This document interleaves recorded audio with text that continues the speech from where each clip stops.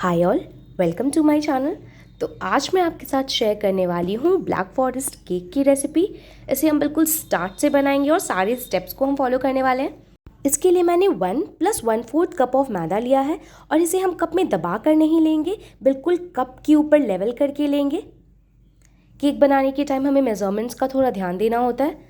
उसके बाद इन सभी इंग्रेडिएंट्स को, जो भी हम ड्राई इंग्रेडिएंट्स लेंगे, उसे पहले हम एक छन्नी से छान लेंगे ताकि कोई भी अगर बाई चांस लम्स हो तो वो उस पहले ही साइड हो जाए। साथ ही मैंने लिया 1/4 कप कोकोआ पाउडर, यानी कि टोटल हमारे पास जो ड्राई इंग्रेडिएंट्स हुआ अभी वो 1.5 कप हो गया है। अब इसमें जाएगा 1 टीस्पून बेकिंग पाउडर। यहाँ देखिए, बेकिंग पाउडर को भी मैं एकदम चम्मच के लेवल का करके ले रही हूँ, एक्स्ट्रा नहीं ले रही हूँ। जैसे कि मैंने मैदे को लेवल करके लिया था, एक्स्ट्रा मैदा जो था वो मैंने हटा दिया। तो यहाँ पे मैंने लिया 1 टीस्पून बेकिंग पाउडर और अब इसमें जाएगा 1/2 टीस्पून बेकिंग सोडा। हम इस केक में एग नहीं डालने वाले हैं, तो हमारा जो केक का राइजिंग एजेंट होगा वो बेकिंग पाउडर, बेकिंग सोडा और विनेगर होने वाला है। तो ये सारे ड्राई इंग्रेडिएंट्स को हम एक साथ सीव कर लेंगे। बाई चांस कोई भी लम्स हो तो उसे भी हम अच्छे से सीव करके निकाल लेंगे। फिर इसे हम एक बार अच्छा से मिक्स दे देंगे ताकि जो हमारा बेकिंग सोडा, बेकिंग पाउडर वो अच्छे से मिक्स हो जाए। अब हम हमारा वेट मिक्स बना लेंगे। तो इसके लिए मैंने 3/4 कप पिसी हुई चीनी ली है और साथ ही इसमें गया 1/2 कप वेजिटेबल ऑयल। आप कोई भी ऐसा ऑयल ले सकते हैं जो बहुत हैवी ना हो और जिसमें कोई भी स्मेल ना हो। और साथ ही मैंने यहाँ पे लिया है 1/2 टीस्पून वनीला एसेंस, और ये विनेगर वाटर है जिसे कि मैं साइड रख रही हूँ, जिसमें 1/2 टीस्पून विनेगर था और बाकी 2 टीस्पून मैंने इसमें पानी डाला था। जब हम चीनी और तेल को अच्छे से मिक्स कर लेंगे उसके बाद इसमें हमें दूध डालना है। मैंने यहाँ पे 1 कप दूध लिया है। पहले मैं इसमें थोड़ा डाल रही हूँ, बाद में अगर ज़रूरत पड़े तब मैं इसमें और दूध डालूँगी। कोशिश कीजिएगा दूध आप फुल फैट वाली ना ले, या अगर ले रहे हैं तो दूध में थोड़ा पानी मिक्स कर दीजिएगा, वरना दूध बहुत ज़्यादा हैवी हो जाता है तो केक राइज होने में थोड़ा दिक्कत होता है। वेट मिक्स को हम किनारे रखेंगे और यहाँ पे मैंने एक 6 इंच का टिन लिया है। इसे पहले मैं अच्छे से तेल लगाकर ग्रीस कर लूँगी। उसके बाद मैंने इसे टिन के साइज़ का बटर पेपर को कट किया है। बटर पेपर डालने से ये होता है कि हीट बहुत इवनली डिस्ट्रीब्यूट होता है, जिससे कि हमारा केक बहुत अच्छे से बेक होता है। और ये बहुत ही ईजिली स्टेशनरी शॉप में बहुत ही कम प्राइस में अवेलेबल होता है। एक शीट आपको 4-5 रुपये का मिल जाता है, जिससे कि आप बहुत सारे ऐसे सर्कल्स काट सकते हैं टिन के हिसाब से। तो मैंने टिन को अच्छे से ग्रीस कर लिया, उसे मैं साइड रख रही हूँ। अब हमारी वेट मिक्सचर में हमें ड्राई मिक्सचर मिक्स करना है, तो इसे हम बैचेस में करके थोड़ा थोड़ा करके डालेंगे। एक बैच को डालने के बाद इसे हम अच्छे से मिक्स करेंगे, उसके बाद हम इसमें दूसरा बैच डालेंगे। और बैटर जो हमारा है उसे आप कोशिश कीजिएगा कि बहुत ज़्यादा मिक्स नहीं करना है। अगर बहुत ज़्यादा हम बैटर को मिक्स करते हैं, यानी कि इसे ओवर मिक्स करते हैं, तो हमारा जो केक है वो अच्छे से राइज नहीं हो पाएगा। तो कई बार लोग स्टार्टिंग में ये सोचते हैं कि अगर हम ज़्यादा मिक्स करते हैं तो ज़्यादा एयर इनकॉर्पोरेट होता है जिससे केक राइज होगा, बट ऐसा नहीं है। इसका बिल्कुल ऑपोजिट होता है, केक हमारा अच्छे से राइज नहीं होता है। और वेट इंग्रेडिएंट्स और ड्राई इंग्रेडिएंट्स को मिक्स करने के बाद हमें केक को बहुत देर तक बाहर नहीं रखना है, उसे हमें जल्दी से बेकिंग टिन में ट्रांसफ़र करना और बेक होने के लिए रख देना है। तो अगर आपको मिक्सचर थोड़ा सा थिक लगी तो उसमें थोड़ा सा मिल्क और ऐड कीजिएगा। और साथ ही मैंने इसमें डाला विनेगर वाटर। इसे हम अच्छा सा मिक्स देते हैं। हमें उसे तब तक ही मिक्स करना है जब तक कि सारे इंग्रेडिएंट्स अच्छे से कंबाइन ना हो जाए। जैसे ही सारे इंग्रेडिएंट्स कंबाइन हो जाए और हमें रिबन जैसी कंसिस्टेंसी मिल जाएगी, उसके बाद हमने जो बेकिंग टिन तैयार किया था उसमें हम सारे मिक्सचर को ट्रांसफ़र कर लेंगे। जब हमारा मिक्सचर टिन में ट्रांसफ़र हो जाएगा उसके बाद इसे हम अच्छे से डैप कर लेंगे ताकि इसमें कोई भी अगर एयर चला गया हो तो वो निकल पाए। और वेट और ड्राई इंग्रेडिएंट्स को मिक्स करने से पहले ही यहाँ पे हमने अपना देसी जुगाड़, जो देसी अवन है, उसे हीट होने के लिए रख देना है। तो मैंने एक पुरानी कढ़ाई ली है जिसमें कि मैंने एक स्टैंड रखा है और साथ ही मैंने एक बर्तन से इसे कवर कर दिया है। जब 10 मिनट ये अच्छे से हीट हो जाएगा हाई फ्लेम पे, फिर हमने जो केक का बैटर तैयार किया था उसे हम इसमें फटाफट प्लेस करेंगे। मिक्सचर मिक्स होते ही हमें इसे तुरंत ही कुक होने के लिए ट्रांसफ़र कर देना है। तो आप ध्यान रखिएगा कि आपका जो बर्तन हो वो ड्राई और वेट मिक्सचर को मिक्स करने से पहले ही हीट होने के लिए रख दिया गया हो। 35 मिनट हो चुका है, मैं इसे चेक करती हूँ। हमें इसमें एक टूथपिक डालकर चेक करना है। अगर ये नीट निकला है तो केक हमारा पक गया है, मगर देखिए यहाँ पे ये अभी नीटली नहीं निकला है, इसका मतलब कि केक को और कुक होना बाकी है। और आप कोशिश कीजिएगा कि आप सेंटर में ही डाल के टूथपिक को देखें, क्योंकि सेंटर जो है वही कुक होने में सबसे ज़्यादा टाइम लेता है। तो लगभग 55 मिनट्स हो चुका है और अब मैं केक को चेक करने वाली हूँ। आप हीट को बहुत ज़्यादा हाई मत रखिएगा, वरना जो हमारा केक है वो बहुत ऊपर में क्रैक्स हो जाएंगे उसमें। तो गैस की फ्लेम को अब हम बंद करेंगे, क्योंकि हमारा केक अच्छे से कुक हो चुका है, और इसे ठंडा होने के लिए रख देंगे। साथ ही अब हमें इसके लिए फ्रॉस्टिंग की तैयारी करनी है। इसके लिए मैंने यहाँ पे व्हिपिंग क्रीम लिया है। मेरा व्हिपिंग क्रीम के साथ ये एक्सपीरियंस है कि आप अमूल का व्हिपिंग क्रीम कभी भी ना लें, क्योंकि वो बिल्कुल भी स्टेबल नहीं हो पाता है। तो मैंने व्हिपिंग क्रीम को फ्रीज़र से डायरेक्ट निकाला है और एक ठंडे बर्तन में मैं इसमें लगभग 1 कप व्हिपिंग क्रीम ट्रांसफ़र कर दूंगी। उसके बाद मैं बीटर के ब्लेड को भी इसी यूटेंसिल में डाल देती हूँ और दोनों को फ्रिज में रख दूंगी, ताकि जो हमारा क्रीम है वो मेल्ट हो जाए और हमें इसे विस्क करने में आसानी हो। और हम चॉकलेट ड्रिप भी बना के तैयार कर लेते हैं। इसके लिए मैंने यहाँ पे चॉकलेट लिया है, डार्क चॉकलेट। इसे पहले हम बारीक चॉप कर लेते हैं। उसके बाद इसमें हम 1 टेबलस्पून दूध डालेंगे और फिर इसे 30 सेकेंड्स करके हमें माइक्रोवेव करना। एक माइक्रोवेव सेफ बाउल में, या फिर आप इसे डबल बॉयलर मेथड से भी पिघला सकते हैं।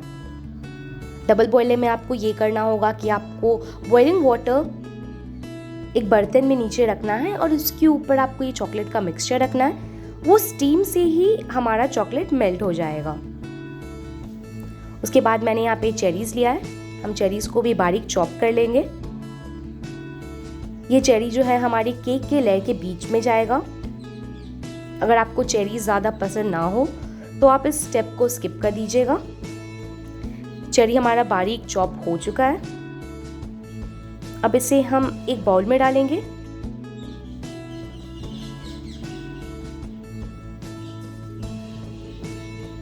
और साथ ही इसमें हम डालेंगे शुगर। यहाँ पे मैं पाउडर शुगर लूँगी, आप चाहें तो आप ग्रैन्युलेटेड शुगर भी ले सकते हैं। तो चेरी को हम बाउल में डालेंगे। इसमें चीनी गया, 1 टेबलस्पून के जितना चीनी मैं इसमें डाल रही हूँ। आप इसे थोड़ा कम ज़्यादा मीठा कर सकते हैं। साथ ही इसमें गर्म पानी में डाल रही हूँ ताकि चीनी अच्छे से घुल जाए और जो हमारा चेरी है वो भी अच्छे से पानी और शुगर के जो मिक्सचर को है वो एब्जॉर्ब कर सके। इसे भी हम साइड रखते हैं। हमारा जो केक है वो भी ठंडा हो रहा है और वो भी रूम टेम्परेचर पे आ रहा है। तो ये जो चॉकलेट हमने लिया था इसमें मैं दूध डाल दे रही हूँ, 1 टेबलस्पून या 2 टेबलस्पून जितना आप चॉकलेट लिए हो उस हिसाब से। और इसे हमें मेल्ट करना है। उसके बाद अब हमारा केक जो है वो पूरी तरह से ठंडा हो चुका है। देखिए बहुत इजीली निकल गया। मैंने इसे साइड से रिलीज़ नहीं किया था, ये मैंने बस ऐसे शेक किया से और ये इजीली निकल गया, क्योंकि मैंने इसे थोड़ी देर रेफ्रिजरेटर में रख दिया था जब ये रूम टेम्परेचर पे आ गया था उसके बाद। तो अब हमें इसकी ऊपर की लेयर को सबसे पहले ट्रिम करके हटाना है। अगर आपके पास केक कटिंग वाली नाइफ़ नहीं है तो आप इसे थ्रेड से भी काट सकते हैं, या फिर अगर आपके पास घर में नॉर्मल चाकू भी है और अगर आप बिगिनर हैं तो आप उससे भी इसे ट्रिम कर सकते हैं। ऐसा नहीं है कि अगर आपके पास सारी इंस्ट्रूमेंट्स नहीं हैं तो आप केक नहीं बना सकते हैं। बहुत ही बेसिक सी स्पॉन्ज है, बहुत सी बेसिक सी रेसिपी है, तो कोई भी इसे बना सकता है। आप देख सकते हैं कितनी अच्छी इसमें जाली सी दिख रही है, क्योंकि केक बहुत अच्छे से राइज़ हुआ था। तो इसे मैं अच्छे से ट्रिम कर दे रही हूँ। जो भी पार्ट्स मुझे ऐसा लगता है कि ये थोड़ा हार्ड हो सकता है। अब मैं केक को 3 लेयर में कट करने वाली हूँ, इसलिए मैं मार्क लगा ले रही हूँ ताकि मुझे ऐसे अंदाज़ा मिल जाए मुझे कहाँ से केक को कट करना है। मैंने केक को साइड में रखा है, मुझे ऐसे इजी होता है इसे कट करने में। आप चाहें तो इसे सेंटर में रखें। ऐसे केयरफुली हमें प्रेस करके धीरे से कट करना है। कोशिश कीजिएगा कि नाइफ़ को आप बिल्कुल स्ट्रेट रखें। केक की जो लेयर है वो नीटली, स्टार्टिंग में अगर आप बेकिंग करना सीख रहे हैं तो फिर वो कट नहीं होगी, मगर धीरे धीरे विद टाइम प्रैक्टिस ये बहुत ही आसानी से कट जाएगी।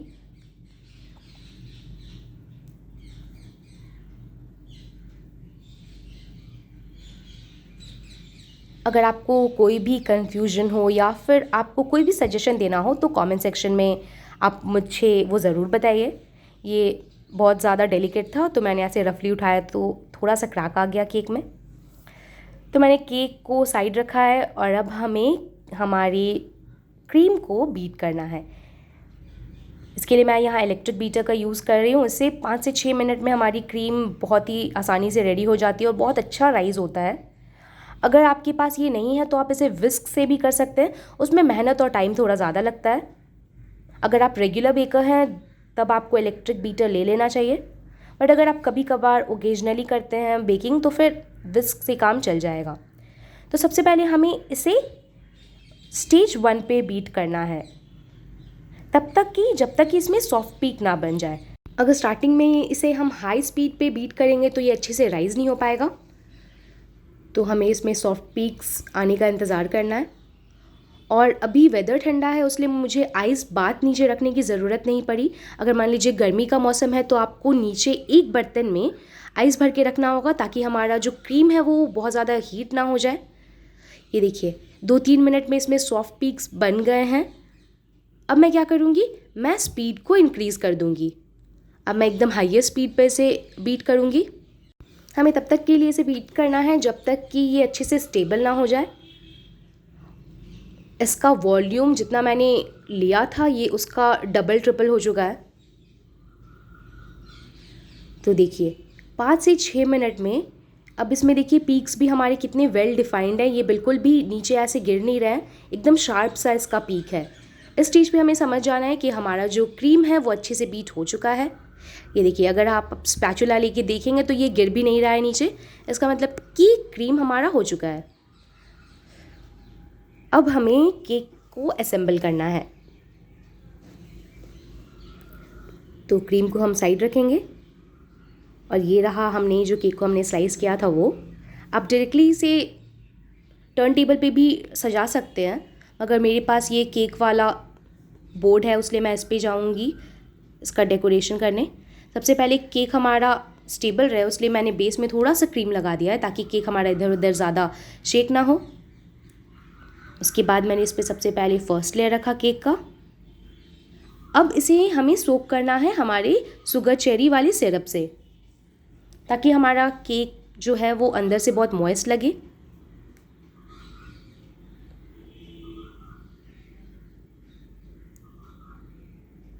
उसके बाद इसे हमें अच्छे से कोट करना है क्रीम में। तो अच्छी क्वांटिटी की क्रीम मैं इसमें डाल दे रही हूँ। उसके बाद इसे हमें लेवल कर लेना है अच्छे से।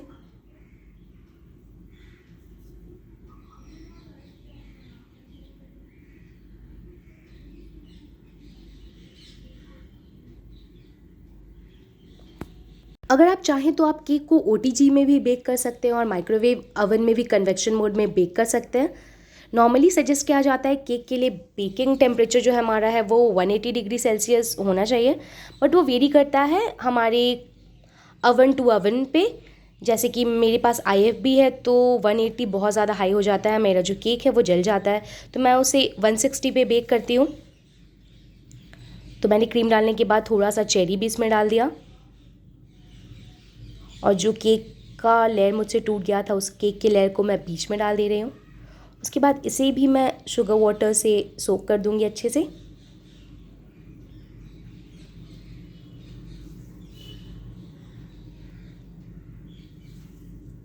उसके बाद फिर से इसमें हम क्रीम का लेयर डालेंगे।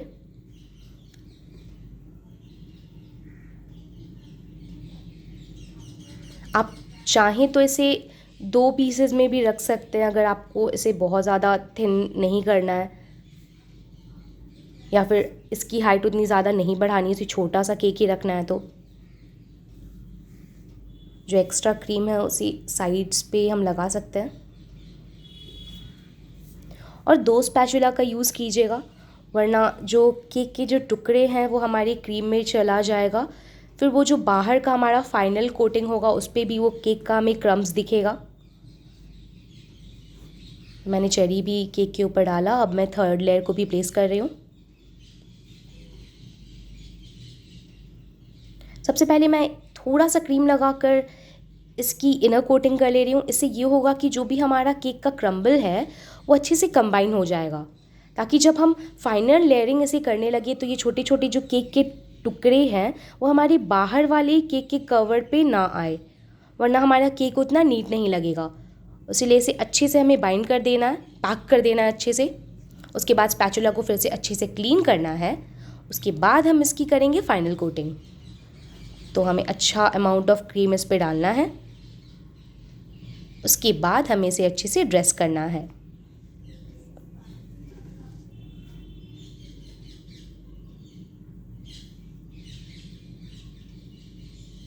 साइड्स पे भी हमें क्रीम अच्छे से लगा देना है, इवन आउट करना है हमें इसे। थोड़ा डेलिकेटली कीजिएगा। अगर आप थोड़ा प्रेशर लगाएंगे तो आप जितना क्रीम केक के ऊपर लगाएंगे उतना ही आप निकालते भी जाएंगे। तो इसे बहुत ही लाइट हैंड से करना है। तो केक के चारों तरफ मैं क्रीम लगा दे रही हूँ, फिर इसे अच्छे से लेवल करना है।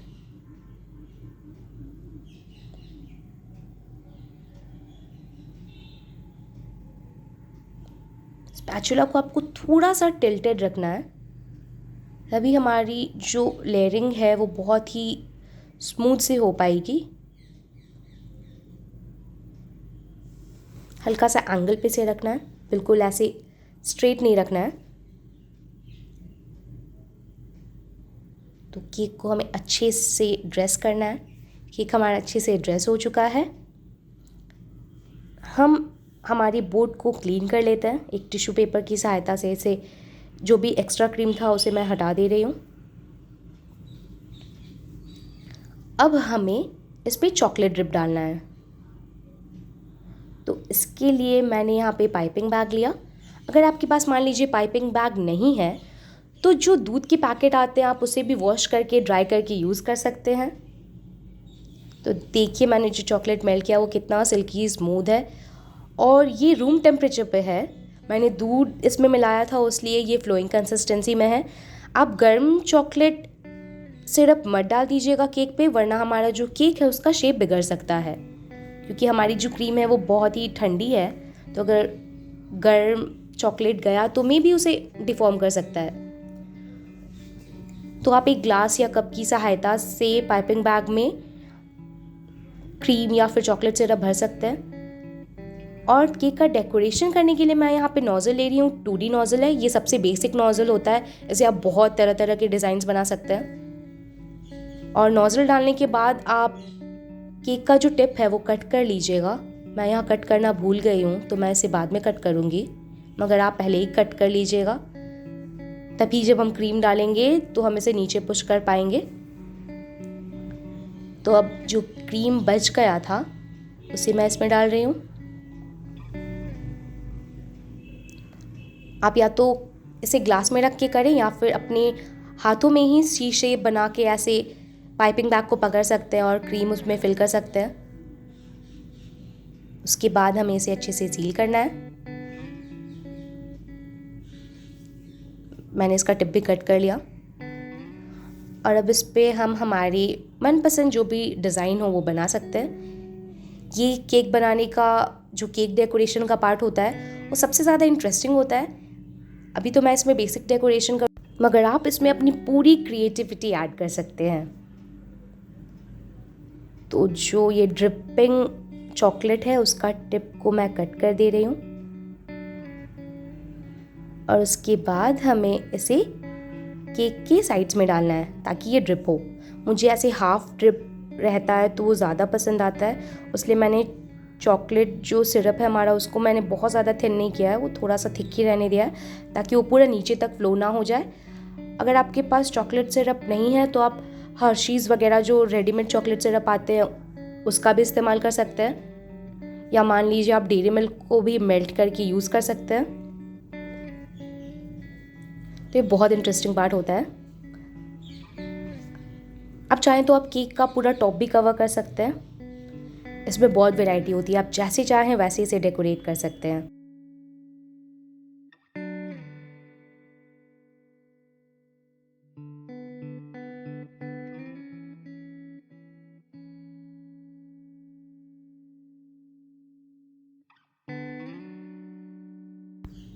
तो हमारी केक पे ड्रिपिंग हो चुका है।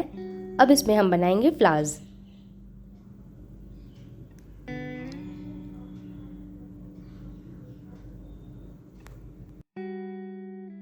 अगर आपको ये रेसिपी पसंद आई हो और आपने वीडियो को यहाँ तक देखा है तो इसे ज़रूर से शेयर कीजिएगा कमेंट सेक्शन में। जैसे कि मैंने आपको बोला, अपनी राय बताइएगा, कोई भी सजेशन हो, कुछ नया सीखने का हो तो वो मुझे बताइएगा, कुछ कन्फ्यूजन हो तो आप मुझसे पूछ सकते हैं।